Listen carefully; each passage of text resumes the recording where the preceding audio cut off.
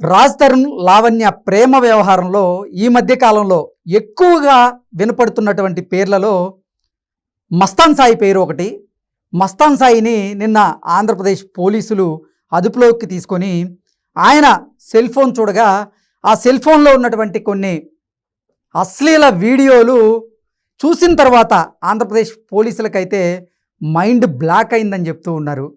100 మందికి పైగా అమ్మాయిలకు సంబంధించినటువంటి అశ్లీల వీడియోలు ఈ మస్తాన్ సాయి సెల్ ఫోన్లో ఉన్నట్లుగా, అందులో లావణ్య గారి ప్రైవేట్ వీడియో కూడా ఉన్నట్లుగా లావణ్య గారు మస్తాన్ సాయి అరెస్ట్ అయిన తర్వాత బయటికి రావడం, ఆవిడ మీడియా ముఖంగా మస్తాన్ సాయి దగ్గర నా ప్రైవేట్ వీడియో ఒకటి ఉంది, దాన్ని చూయించే బ్లాక్మెయిల్ చేసేవాడు అంటూ కూడా లావణ్య ఆరోపణలు చేస్తున్నటువంటి నేపథ్యంలో అసలు ఎవరి మస్తాన్ సాయి, ఇతను డ్రగ్ పెడ్లర్గా ఎలా మారాడు, అసలు ఆంధ్రప్రదేశ్ పోలీసులు మస్తాన్ సాయిని ఏ అంశంలో అరెస్ట్ చేశారు, మస్తాన్ సాయి దగ్గర ఎంతమందికి చెందినటువంటి అశ్లీల వీడియోలు ఉన్నాయి అనేది మనం తెలుసుకునేటువంటి ప్రయత్నం చేద్దాం. ప్రస్తుతం మనతో పాటు ఉన్నారు ప్రముఖ సినీ రాజకీయ విశ్లేషకులు, ప్రముఖ సీనియర్ జర్నలిస్ట్ యజ్ఞమూర్తి గారు. వారితో మాట్లాడదాం. యజ్ఞమూర్తి గారు నమస్తే అండి. నమస్తే కృష్ణ. ఈ మధ్యకాలంలో మస్తాన్ సాయి గారి పేరు బలంగా వినపడుతూ ఉంది రాజ్ తరుణ్ అలాగే లావణ్య ప్రేమ వ్యవహారంలో. మస్తాన్ సాయిని నిన్న ఆంధ్రప్రదేశ్ పోలీసులు అయితే అరెస్ట్ చేశారు. అతని మొబైల్లో ఉన్నటువంటి అశ్లీల వీడియోలు చూసి ఆంధ్రప్రదేశ్ పోలీసులు కంగు తిన్నట్లుగా కొన్ని వార్తలు అయితే వస్తూ ఉన్నాయి. అయితే లావణ్య మాత్రం ఇప్పుడు బయటకు వచ్చి మీడియా ముఖంగా మస్తాన్ సాయి దగ్గర నాకు సంబంధించినటువంటి ఒక ప్రైవేట్ వీడియో కూడా ఉంది, దాన్ని అడ్డం పెట్టుకొని నన్ను బెదిరించాడు అంటూ కూడా లావణ్య మస్తాన్ సాయి మీద ఆరోపణలు చేస్తున్నటువంటి నేపథ్యంలో అసలు ఈ మస్తాన్ సాయిని ఆంధ్రప్రదేశ్ పోలీసులు ఎందుకు అరెస్ట్ చేశారు, ఈ మస్తాన్ సాయి ఎందుకు డ్రగ్ పెడ్లర్గా మారారు, ఎవరెవరికి ఆయన డ్రగ్స్ సప్లై చేసేవారు, ఎంతమందికి చెందినటువంటి అశ్లీల వీడియోలు ఈ మస్తాన్ సాయి మొబైల్లో ఉన్నాయి అంటే ఏం చెప్తారు సార్? అసలు మస్తాన్ సాయి ఎవరు అసలు అనేది మనకు ప్రాథమికంగా వచ్చినటువంటి ప్రశ్న. ఎగ్జాక్ట్లీ. రాజ్ తరుణ్ లావణ్య కేసు ఏదైతే ఉందో, రాజ్ తరుణ్ని మొట్టమొదటిసారిగా మనకి మస్తాన్ సాయి అంటే ఎవరు అనే విషయాన్ని పరిచయం చేసింది ఆయనే. ఎందుకంటే నేను ఇప్పుడు ఆమెతో రిలేషన్షిప్లో లేను, ప్రస్తుతం ఆమె రిలేషన్షిప్లో ఉంది మస్తాన్ సాయి అనే అతనితోటి. అందు గురించే నేను బయటకు వచ్చేసాను. పైగా తను ఒక డ్రగ్గిస్టు, డ్రగ్ పెడ్లర్ అని కూడా రాజ్ తరుణ్ రివీల్ చేసినటువంటి విషయం మనందరికీ తెలుసు. సో అప్పుడు ఎవరి మస్తాన్ సాయి అని అందరూ ఆరాలు తీయటం మొదలుపెట్టారు. అతను ఇప్పటి వరకు తనంతట తానుగా అసలు మీడియా ముందుకు రాలేదు. అవును. అతను ఎందుకు రావట్లేదు, అతను ఎందుకు హైడ్ అయి ఉన్నాడు, ఎందుకని రావట్లేదు కెమెరా ముందుకు లేదా మీడియా ముందుకు రావట్లేదు అనే ఒక పెద్ద క్వశ్చన్ మార్కు ఉంటూ వచ్చింది. ఎప్పుడైతే గుంటూరులో ఆంధ్రప్రదేశ్ సెబ్ పోలీసులు, స్పెషల్ ఎన్ఫోర్స్మెంట్ బోర్డు పోలీసులు ఆయన అరెస్ట్ చేశారనే వార్త బయటకు వచ్చిందో అప్పుడు ఆయనకు సంబంధించినటువంటి ఒక దిగ్భ్రాంతికరమైనటువంటి నిజం ప్రపంచానికి తెలిసింది. So Varalakshmi tiffin centre drug కేసులో మస్తాన్ సాయి ఉన్నాడు.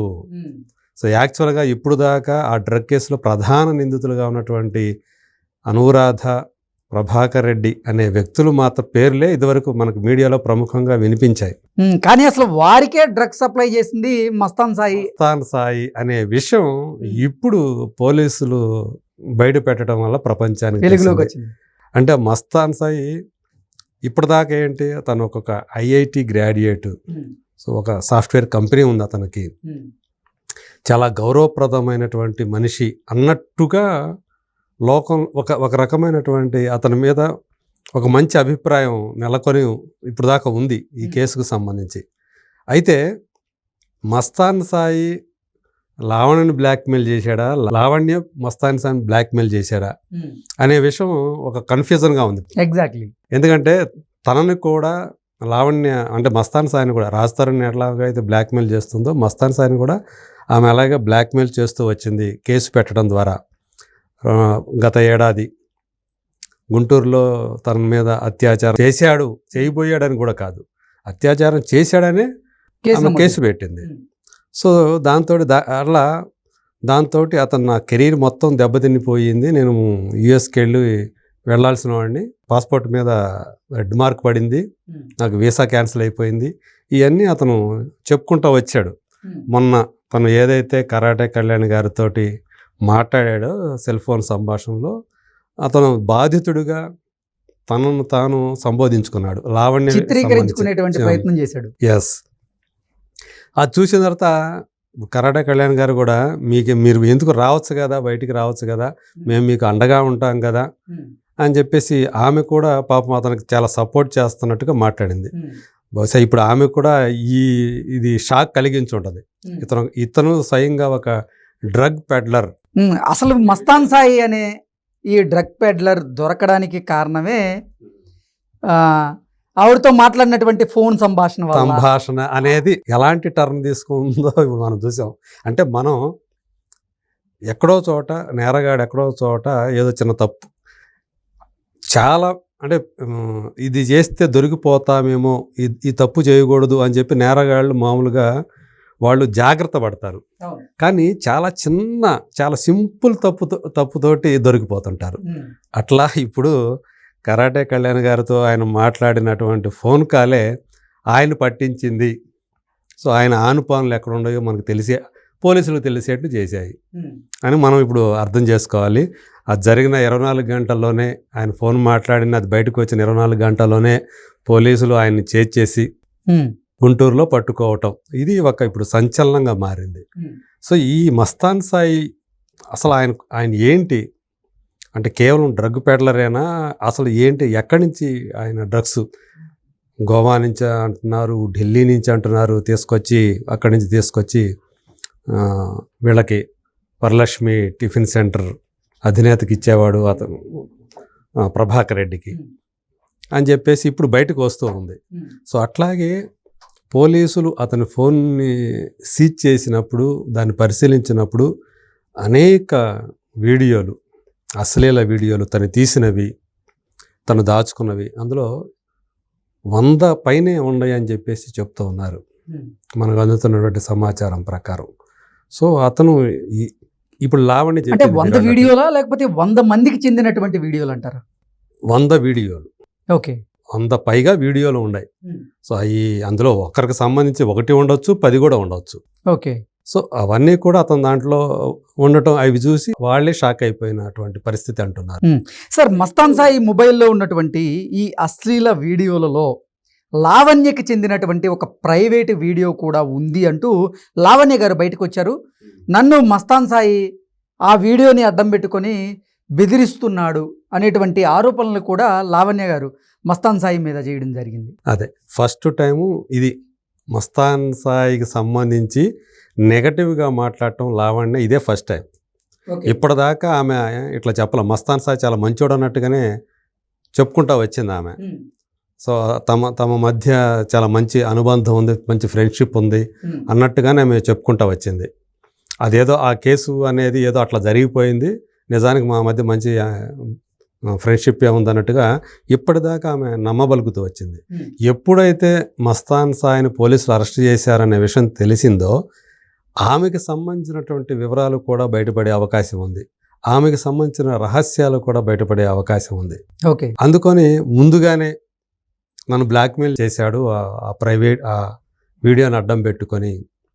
సో మనం గమనిస్తే కరాటే కళ్యాణ్ గారితో మాట్లాడినటువంటి సెల్ ఫోన్ సంభాషణలో ఒక సీక్రెట్ కెమెరా గురించి ఆమె ప్రస్తావించారు. రూమ్లో ఆమె ఏదో బట్టలు మార్చుకుంటా ఉంటే కెమెరాతో చిత్రీకరించారు, ఒక హైడ్ చేసి పెట్టినట్టుగా. అంటే అది నేను రహస్య కెమెరా ఏం కాదు, సిస్టమ్కి ఉన్నటువంటి నా సిస్టమ్కి ఉన్నటువంటి కంప్యూటర్ సిస్టమ్కి ఉన్నటువంటి వెబ్ కెమెరానే అది.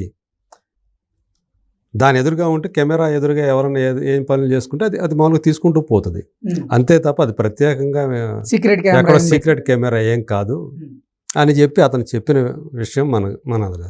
అంటే ఆ కెమెరాతో తీసి సాధారణంగా కెమెరా ఉంటుంది కానీ అది ఎప్పుడు ఆన్లో ఉండదు కదా, మనం ఆన్ చేస్తేనే కదా దాన్ని. ఎగ్జాక్ట్లీ, మనం కావాలని చిత్రీకరిస్తేనే కదా అంతే అది రికార్డ్ అయ్యేది. అవును, కెమెరా ఆన్ చేస్తే అప్పుడు ఫంక్షన్లోకి వస్తుంది. ఎగ్జాక్ట్లీ, లేకపోతే అది నిద్రలోనే ఉంటుంది అది కెమెరా అనేది. ఇప్పుడు మన సిస్టమ్ ఓపెన్ చేస్తే, ల్యాప్టాప్ ఓపెన్ చేస్తే కెమెరా వెబ్ కెమెరా ఉంటుంది, దాన్ని మనం ఫంక్షన్లోకి తీసుకొస్తేనే కదా. అంటే మీరు పైగా నేను ఆ టైంలో నేను అక్కడ లేనని కూడా చెప్పాడు ఆయన ఆ సంభాషణలో. లేనప్పుడు ఎందుకు వెబ్ కెమెరా ఆన్లో ఎందుకు ఉంది? ఇదొక ప్రశ్న, ఒక మౌలికమైనటువంటి ప్రశ్న. సో మొత్తానికి ఆ రూమ్లో ఆయన సిస్టమ్ ఓపెన్ చేసి ఎందుకు పెట్టాడు? ఎగ్జాక్ట్లీ. లేనప్పుడు దురుద్దేశం లేకపోతే అలాంటి పనులు చేయరు కదా. అవును. సో ఇట్లాంటి చాలా ప్రశ్నలు ఉంటాయి. వీటన్నిటికీ కూడా కొన్నిటికి దొరకచ్చు సమాధానాలు కాలక్రమంలో, కొన్ని అసలు అట్లా అపరిష్కృత ప్రశ్నలుగానే మిగిలిపోయే అవకాశం కూడా ఉంటుంది. ఏదేమైనా సరే ఇప్పుడు నాకు తెలిసి లావణ్య కూడా డిఫెన్స్లో పడిపోయినట్లుగా నాకు అనిపిస్తూ ఉంది. సో ముందస్తుగా అందు గురించి నన్ను కూడా బ్లాక్మెయిల్ చేశాడు అంటే మొత్తం మస్తాన్ సాయి మీద తోసే ప్రయత్నం ఆమె చేసే. ఇప్పుడు రాజ్ తరుణ్ నుంచి మొత్తం అంతా టాపిక్ ఇట్లా డైవర్ట్ అయిపోయింది. డ్రగ్ ఇష్యూ కింద ఎప్పుడైతే మారిందో అప్పుడు ఇది ఇందులో మనకు మీరు గ్రహిస్తే శేఖర్ భాష మొదటి నుంచి చెప్తున్నాడు ఇది దీనికి మించి ఇందులో ఒక డ్రగ్ సమస్య చాలా ఉంది, డ్రగ్ ఇష్యూ ఉంది, అది చాలా కీలకమైంది. సో వీళ్ళందరూ కూడా కేవలం డ్రగ్గులు తీసుకునే వాళ్ళు, వినియోగించుకునే వాళ్ళు. రెండు రాష్ట్రాల ప్రభుత్వాలు ఈ డ్రగ్ అనే అంశం మీద ఫోకస్ చేయాల్సిన అవసరం ఉంది, దీన్ని కాదు ఫోకస్ చేయాల్సిందంటూ కూడా ఆయన మొదటి నుంచి గలమెత్తుతున్నారు. అవును. సో ఇప్పుడు నిజంగానే అది ఆ రకమైనటువంటి ఒక భయంకరమైనటువంటి టర్న్ తీసుకుంది. సో ఒక లవ్ స్టోరీ, ఆ లవ్ స్టోరీలో నుంచి రకరకాల ప్రశ్నలు ఉత్పన్నమయ్యాయి. ఎవరిది ఒప్పు, ఎవరిది తప్పు అనేది ఒక డోలాయమైన పరిస్థితి, ఎవరికి కూడా అర్థం కాని పరిస్థితి. సో కొంతమంది అటు విడిపోయారు, రెండు వర్గాలుగా విడిపోయిన మీడియా సైతం రెండు వర్గాలుగా విడిపోయినటువంటి పరిస్థితి. కొంతమంది లావణ్యని సపోర్ట్ చేసేవాళ్ళు, కొంతమంది రాజ్ తరుణ్ సపోర్ట్ చేసి. కానీ సొసైటీ పరంగా చూసుకుంటే ఈరోజు మొగ్గు ఎక్కువగా రాజ్ తరుణ్ వైపు ఉంటూ కనిపిస్తూ వచ్చింది. ఎందుకంటే లావణ్యకి సంబంధించినటువంటి అనేక విషయాలు, సో ప్రీతి ఉదయ్ అనేవాళ్ళు ఆమె బాధితులుగా బయటకు వచ్చి వాళ్ళు చెప్పినటువంటి విషయాలు, లావణ్యకి సంబంధించినటువంటి కొన్ని ఆడియోలు లీకులు లాంటి లీక్లో లేకపోతే నిజం అవి బయటకు వచ్చాయి. సో వీటన్నిటి వల్ల సో లావణ్యకి సంబంధించినటువంటి ఆమె వ్యక్తిత్వానికి సంబంధించినటువంటి అనేక అంశాలు చాలామందిని భయపెడుతున్నాయి. అసలు ఏంటి ఆమె ఇంటెన్షన్ ఏంటి? సో ఇలాంటి వ్యక్తి, పైగా ఆమెకి స్ప్లిట్ పర్సనాలిటీ ఉంది అని చెప్పేవాళ్ళు ఎక్కువ. మస్తాన్ సాయి కూడా చెప్పాడు. సో ఆమె ఎప్పుడు ఎలా బిహేవ్ చేస్తుంది, మొదట్లో చాలా అమ్మ మాదిరిగా ఆదరిస్తుంది, తర్వాత తన అసలైనటువంటి రూపం ప్రదర్శిస్తుంది అని చెప్పేసి తను చెప్పాడు. సో అట్లాగే ఆ కేసు నుంచి, గుంటూరు కేసు నుంచి బయటపడటానికి మొదట 10 కోట్లు డిమాండ్ చేశారు. తర్వాత ఇంకో ఆయన లాయర్ వచ్చేసి 10 లక్షలు కనుక నువ్వు ఇస్తే ఆ కేసు నుంచి బయటపడి చేస్తావు, నీ పాస్పోర్ట్ నువ్వు క్లియర్ అయిపోద్ది అని చెప్పేసి ఆయన హామీ ఇచ్చాడు అని చెప్పి కూడా, శంకర హామీ ఇచ్చాడని కూడా ఆయన చెప్పడం జరిగింది అందులో ఆ సంభాషణలో. సో ఇలాంటి ఒక అసలు ఏమవుతుంది ఈ కేసు చివరికి ఇప్పుడు డ్రగ్ ఇష్యూ కింద మారింది. కానీ ఇంకా లోతుగా కనుక పరిశీలిస్తే, దీని కనుక పోలీసులు ఇంకా డీప్గా వెళితే, దర్యాప్తు కనుక జరిపితే, విచారణ జరిపితే ఖచ్చితంగా అనేకమైనటువంటి చీకటి కోణాలు కూడా బయటికి వచ్చే అవకాశం ఉందని నాకు అనిపిస్తుంది. ఎందుకంటే అతని ఫోన్లో దొరికినటువంటి ఏవైతే వీడియోలు ఉన్నాయో అవి ఎందుకు ఉన్నాయి, తను ఎందుకు దగ్గర పెట్టుకున్నాడు, సో ఏ ఉద్దేశంతో తను దగ్గర పెట్టుకున్నాడు. సో అంటే ఆల్రెడీ నన్ను బ్లాక్మెయిల్ చేస్తూ వస్తున్నాడు అని చెప్పేసి లావణ్య ఏవైతే ఆరోపణలు చేసిందో, అలాగే మిగతా ఎంతమందిని, వేరే వాళ్ళు ఇంకెవరినైనా, ఒకవేళ ఇది నిజమైతే ఇంకా ఎంతమందిని అతను అట్లా బ్లాక్మెయిల్ చేస్తూ వస్తున్నాడు, అందులో ఉన్న వాళ్ళు ఎవరు, ఇంకా అతని బాధితులు ఎవరు. సో మొత్తానికి ఇక్కడ మస్తాన్ సాయి బ్యాచ్ ఎవరైతే ఉండారో, ఆ ముఠా ఎవరైతే ఉండారో వాళ్ళు ఎంతమంది. సో అది యాక్చువల్గా శేఖర్ భాష చెప్పిన దాని ప్రకారం వరలక్ష్మి టిఫిన్ సెంటర్ డ్రగ్ కేసులో ఈమె కూడా ఉందంటున్నాడు, లావణ్య కూడా అందులో ఉంది అని ఆయన చెప్పారు. మొత్తానికి 45 రోజుల పాటు ఆమె ఆ డ్రగ్ కేసుకు సంబంధించి జైలు జీవితం గడిపి వచ్చారు, జైలు వచ్చి లెక్కబెట్టి వచ్చారు. ఇంకా అది నడుస్తుంది, ఆ కేసు ఇంకా ఉంది. సో ఈ నేపథ్యంలో ఈ మస్తాన్ సాయి సంబంధించి ఏదైతే బయటపడిందో, సో అతను యాక్చువల్గా డ్రగ్ పెడ్లరు, ప్రభాకర్కి ఆయనే డ్రగ్స్ సప్లై చేసేవాడు అనే విషయం ద్వారా ఇప్పుడు బయటికి రావటం అనేది, ఈ కేసు చాలా పెద్దది, చిన్నది కాదు, మనం అనుకున్నంత చిన్నది కాదు, చాలా పెద్దదే ఉంది దీని వెనక అనే విషయం మాత్రం ఒకటి స్పష్టమవుతూ ఉంది. బట్ పోలీసులు దీన్ని ఎంతవరకు గట్టిగా పట్టుకుంటారు, వాళ్ళు ఇప్పుడు ఏం చేయబోతున్నారు, ఇంకెంతమంది. ఇప్పుడు మస్తాన్ సాయి పట్టుబడ్డాడు ఎన్నాళ్ళ తర్వాత, ఆల్మోస్ట్ 1 year తర్వాత. ఆ కేసుకు సంబంధించి వరలక్ష్మి టిఫిన్ సెంటర్ కేసుకు సంబంధించి ఎన్నాళ్ళ తర్వాత అతను పట్టుకున్నారు. సో ఇంకా ఎంతమంది ఉన్నారు, ఇదంతా కూడా ఇప్పుడు బయటకు రావాలి. ఏవైతే వీడియోలు ఉన్నాయో కొన్ని అశ్లీల వీడియోలు అంటున్నారు, అసలు ఏంటి అవి అశ్లీల వీడియోలు ఏంటి, సో అంటే బాధితులకు సంబంధించినవి ఏమైనా ఉన్నాయా, సో ఇవన్నీ కూడా ఈ కోణాలు కూడా బయటికి రావాలి. సో ఆ బాధితులు కూడా వాళ్ళకి న్యాయం జరగాలి. సో ఒకవేళ ఇతను కనుక బ్లాక్మెయిల్ చేస్తూ ఉంటే సో వాళ్ళందరికీ కూడా రక్షణ కల్పించాలి, వాళ్ళందరికీ న్యాయం చేయాలి. సో ఇదంతా కూడా ఇప్పుడు పోలీసుల ముందు ఉన్నటువంటి ఒక పెద్ద బాధ్యత. సో ఆ బాధ్యతను వాళ్ళు కరెక్ట్గా చేస్తారని మనం ఆశిద్దాం. Okay sir, thank you so much. Thank you.